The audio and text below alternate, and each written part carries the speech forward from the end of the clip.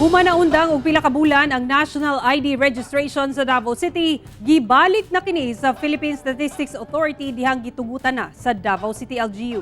Ani report ni Argil Relator.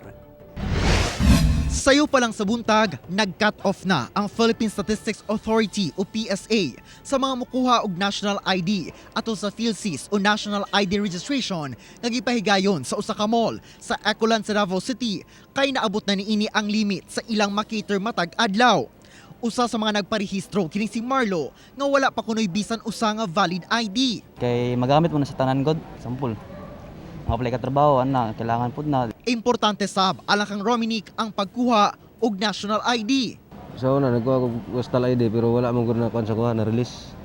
Matud sa PSA, anaa sa 200 slots lang kada adlaw ang ilang dawaton nga magparehistro aron masiguro nga matuman ang health protocols ug dili mamahimong susama sa PhilSys registration nga gipahigayon sa mga barangay kaniadto nga nagpunsisok ang mga tao. We don't immediately accept yung walk-ins, no? They have to register online para mas orderly po.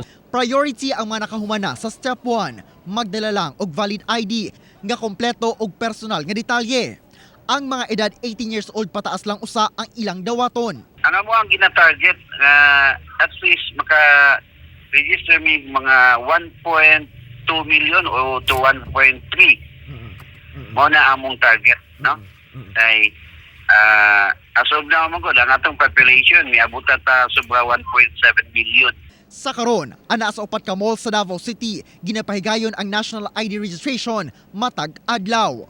Kauban si Mel Colmenares sa kamera. Ako si Argil Relator para sa One Mindanao.